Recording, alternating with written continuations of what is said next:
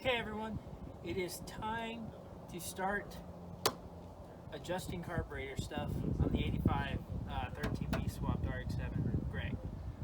If y'all recall way back to the first video, I was messing with another Hitachi 4-barrel carburetor that I had gotten at the Rotary Rally from a really nice guy who gave it to me for the price of shipping.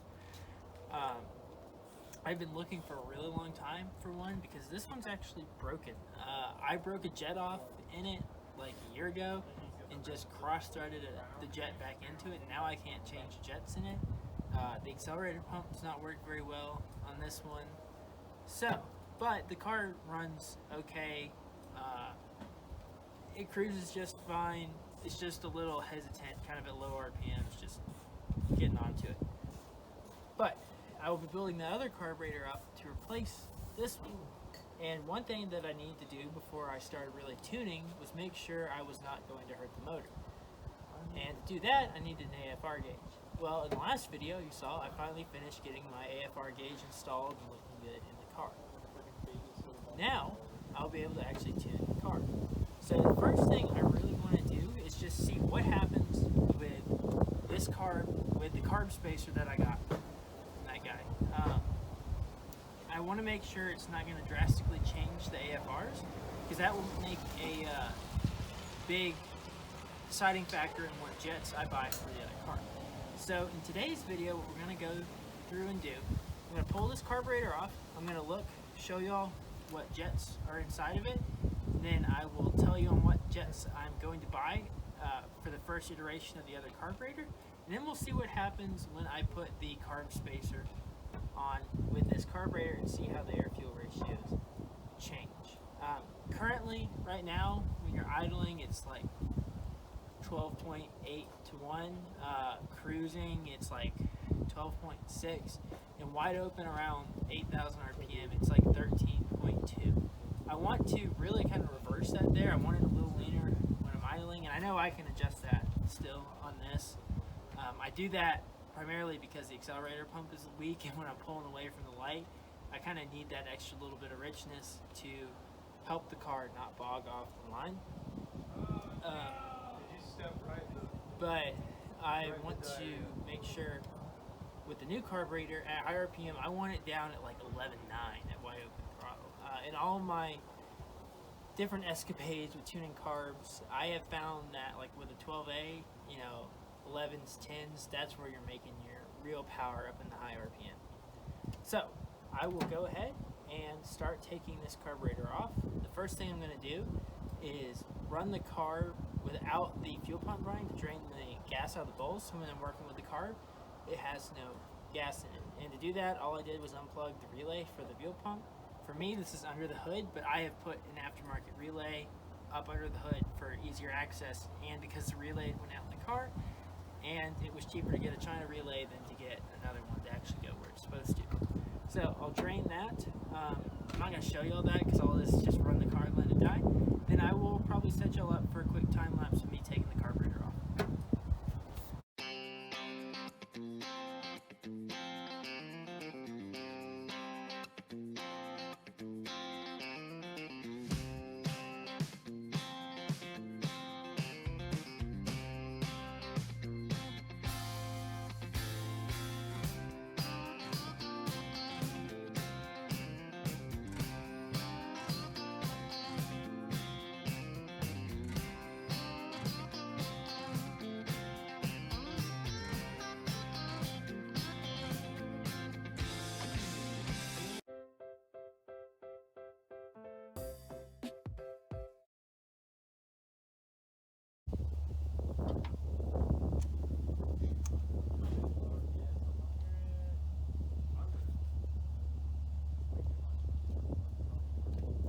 Okay guys, so probably saw that I just cut that clip really short.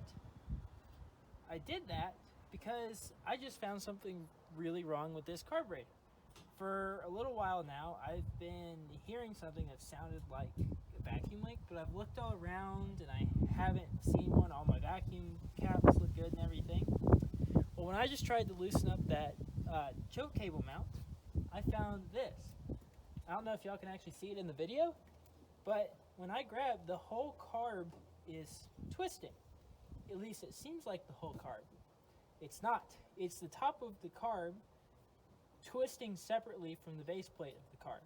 So the top of the carb is not sealed to the bottom of the carb, which means that there's a vacuum leak between the top and the bottom.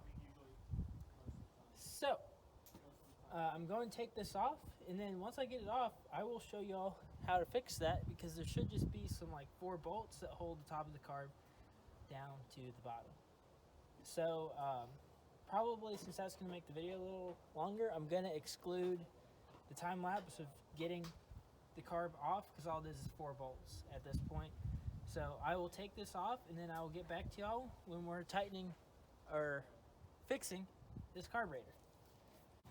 Okay guys, so I got the carburetor off, cleaned it up a little bit. So you know how I was just saying the carb could twist on the bottom plate? So there are 6 of these screws going up into the carburetor that I'll need to tighten down. Once I tighten these down, the carburetor shouldn't be able to twist anymore.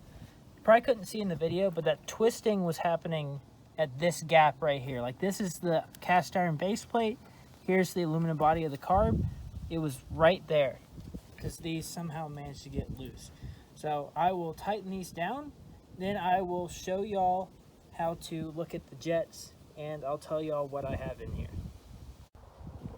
Thank you. Now that my good friend Matt has helped me,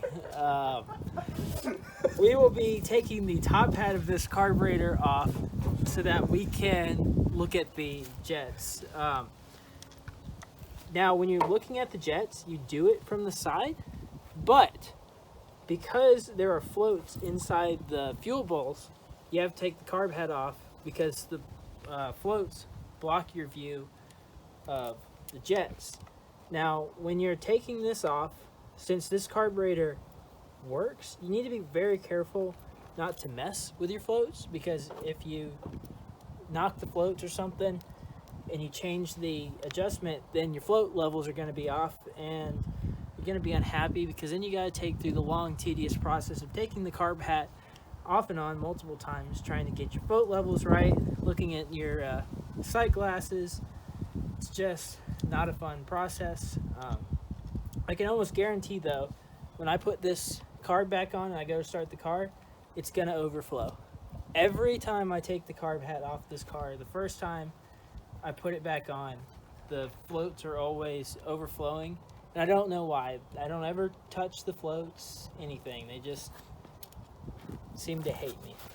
But hopefully this time when I put it back on, it'll be a-okay and the car will run nice and smooth, because when we put this back on, we're going to be putting that carb spacer on too. So, and in this video, I haven't talked about why the carb spacer is so important. It is some sort of, polymer carb spacer. And since it's polymer, it allows for very little heat transfer between the intake manifold and the carburetor. One issue that I have with this current setup without the carb spacer, even when it's cold outside, after I drive the car a little bit, I'll park the car, the heat from the engine goes up through the intake manifold and into the carburetor. Well, you might not think that's a big deal until you realize that engine's hot and fuel boils at a relatively low temperature. It starts to boil over, and then it starts dumping that fuel into the carburetor, and then when it dumps it into the carburetor, it then seeps down into the motor and floods the engine while it's just sitting there. So when with that thermal carb spacer, that won't be an issue anymore, and I'll be able to park it on the hottest of days, jump right back in it, and not have to find that good spot of opening the throttle so that I can actually get my car started and get going. And even sometimes on a really hot day, it'll do it when I'm just sitting there in traffic.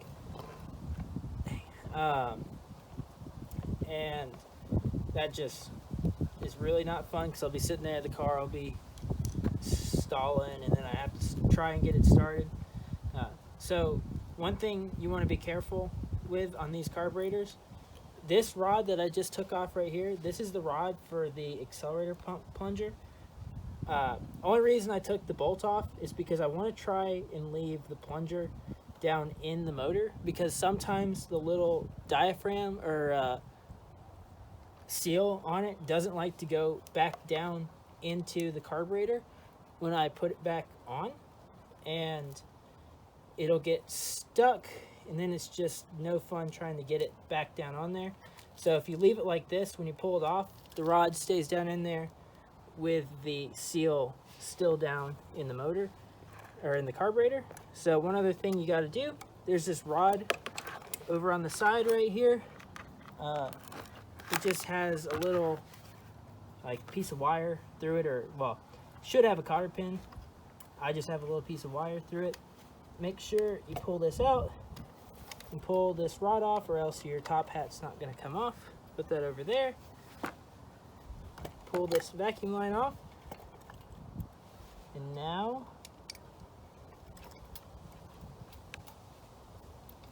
your top hat will come off. There's these rods with springs on them. If you recall way back from the first video, they'll try and catch your gasket. Just kind of put your fingers down on the gasket and let it pull by. And now your top hat's off.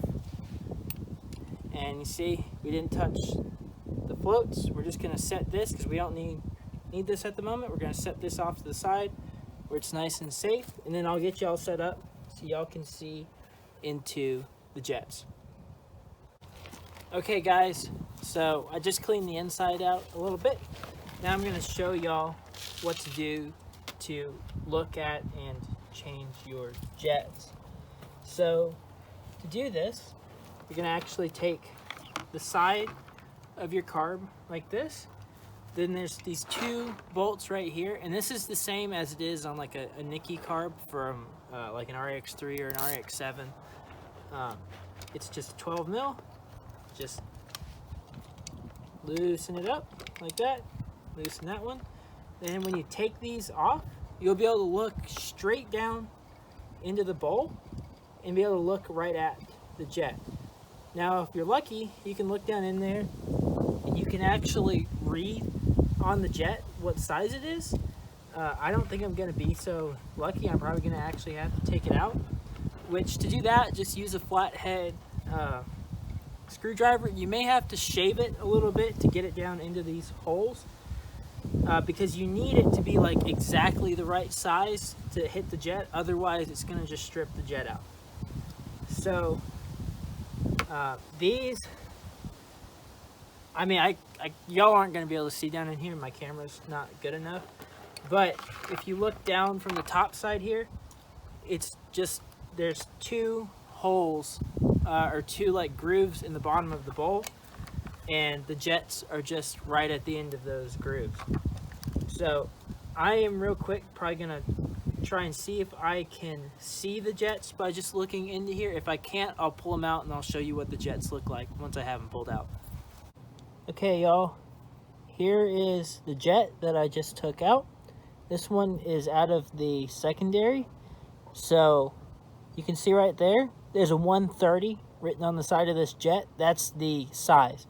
So it's the opening of the center of this hole, which it looks big from there, but on this side you can actually see how small of a hole that is. And this one's a pretty big jet because it goes in the secondaries. So I will get it put back into this carburetor, and then I'll pull out the front and I'll tell you what size the one is for the primaries. And you know how earlier I was telling you might have to modify a screwdriver? This is a screwdriver that I modified. I just hit it with the angle grinder so that I can fit it into that hole in the side of the carburetor. And it's still like fully engages into, sorry, it's all blurry. It fully engages into the jet. So I'll get that pulled out and tell you what size the primary is.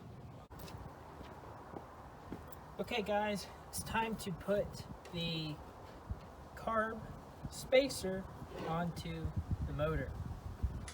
So I have a carb spacer here that somebody gave to me when I was at the Deals Gap Rotary Rally. and it, like I just said, it'll help keep a thermal barrier between my motor and my carburetor. It came with some gaskets. I'm putting those gaskets on. There needs to be one on the bottom.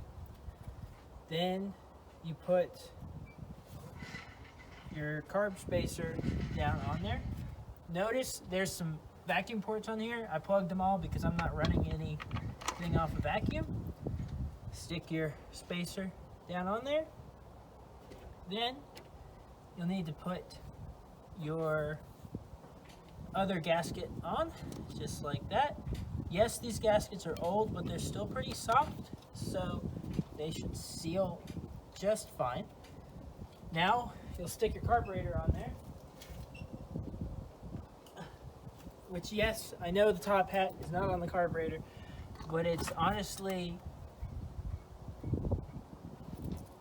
easier to put the carburetor off and on without the, or take the top hat off and on with the carburetor mounted. But I am noticing an issue here. There is not enough threads for me to mount the carburetor onto this, or onto these studs with the spacer on here. Now, if I had to guess, it's because of the thickness of these gaskets. So real quick, I'm gonna change the gasket that's on the bottom and see if I can get the carburetor down on there. Hopefully that little distance will give me enough. Otherwise, I'm going to need to put longer studs into this intake manifold, which that will not happen today because I don't have any. So, and this is metric, and maybe Ace would have something, but they're probably already closed. So let's stick this back down like this. That's still kind of soft. Stick our spacer back on. Stick our other gasket back on. And I'll probably come back later and make new gaskets. You can just make them out of gasket paper. Okay. Accelerator pump rod. Just get stuck. So, there is like hardly any threads showing, but let's see, maybe. I mean, I bet you this won't even start. It does start, but it's not gonna actually engage the threads. So, what this means is I need to pull these studs out, and I need to see if I can get some longer studs, which kind of stinks because I don't really know where I will get any. Maybe the ones in another intake manifold are longer, but for now, I will actually just, since we can't put this on, I'll show you real quick. Sorry, I got one slightly in there, so I can't just immediately, like super easy, pull it off. I will show y'all how to pull this stud out. It's essentially, I showed you how to get a stuck bolt off of a stud that came out with a bolt in one of my earlier videos when working on the Matilda 79 RX7. And really, what it involves is taking one nut and tightening it down like this. Tighten, tighten.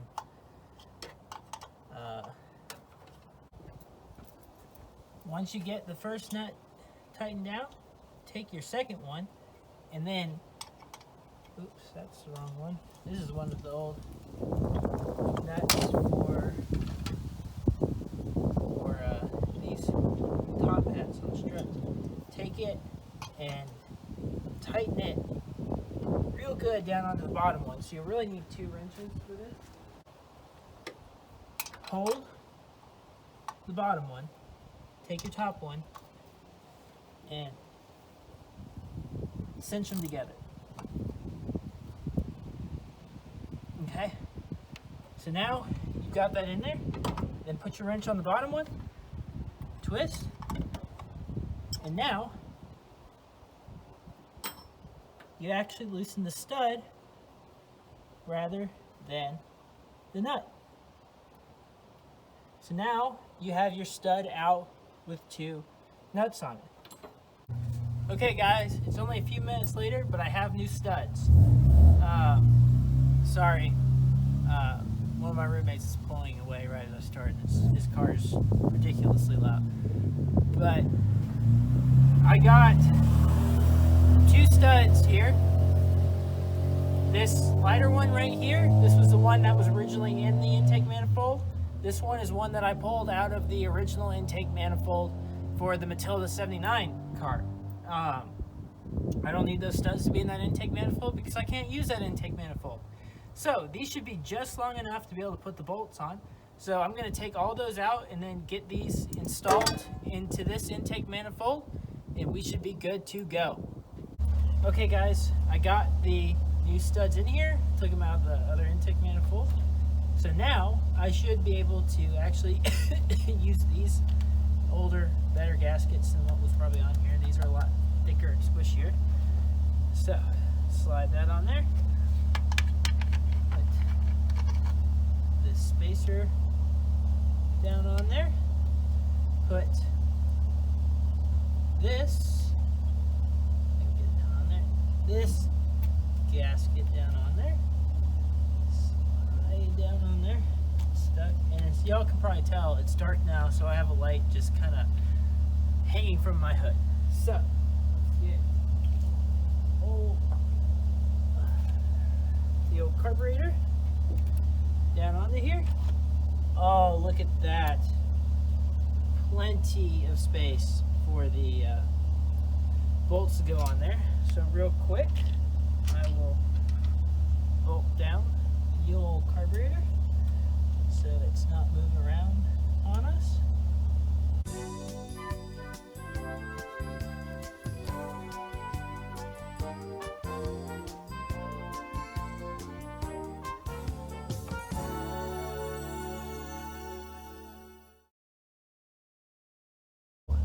I got the thing down. It no longer twists and turns, which is very, very good. Ooh, my oil line might not be long enough anymore. We'll have to see about that. But I will go ahead and put the Carb top hat back on. It's going to take me a little bit of finagling to get it on. It's probably going to be boring. Actually, you know what? I'll let y'all have a time lapse of me just finishing up, putting everything back together, since y'all missed it getting taken apart. Okay guys, so I got the carb all put back together. I guess let's see if she'll fire up. This will take a few times because the carburetor has 0 gas in it.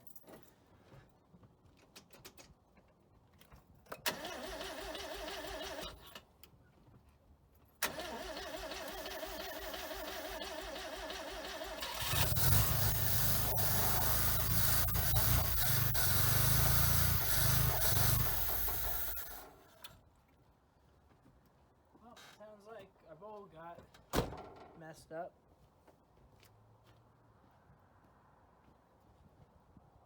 Yep. The float on this side is all wacky.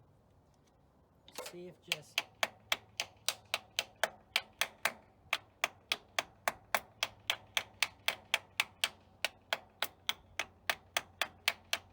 beating it will fix it, but probably not. Let's unplug the fuel pump, run it, get this gas out of here.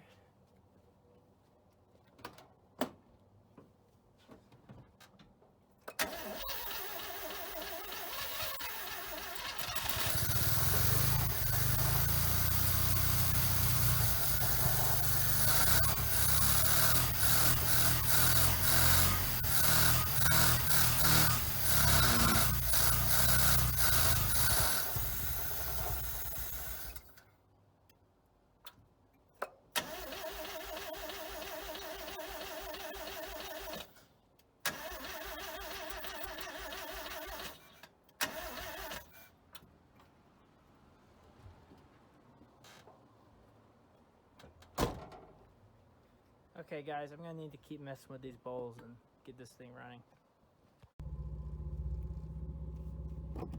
Okay guys, I don't know how well y'all can hear me or how well this footage really is, but we have the carb spacer on. I did have to adjust the floats a little bit after I put it on because they weren't right anymore.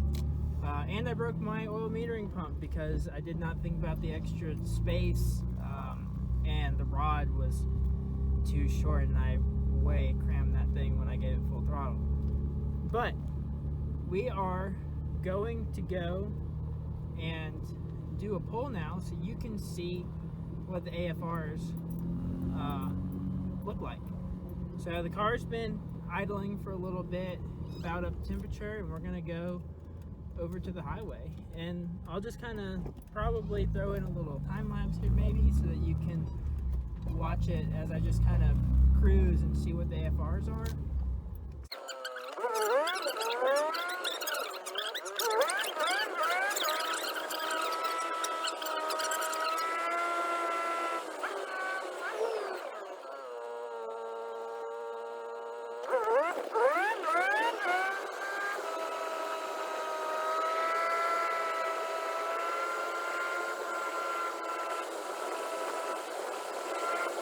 Okay guys, we're pulling up to the on-ramp now. So, here we go. Downshift into third. Turn on. Sorry for the shaky footage. Your suction cup to the window right now. So we're down into second at about 4,500 RPM. Let's go through the corner and full throttle.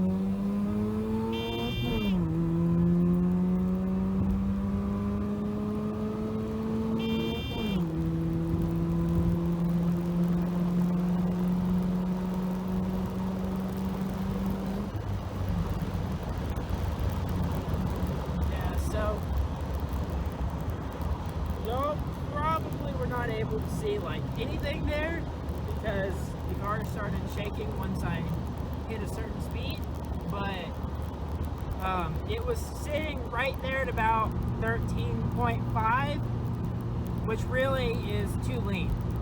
I like to see it down at like the 11s under wide open throttle at high RPM.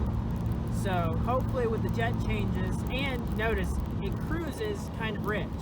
So I'll be putting a smaller jet in the primary and a much larger jet in the secondary, so we can try and get those air-fuel ratio numbers where I want them.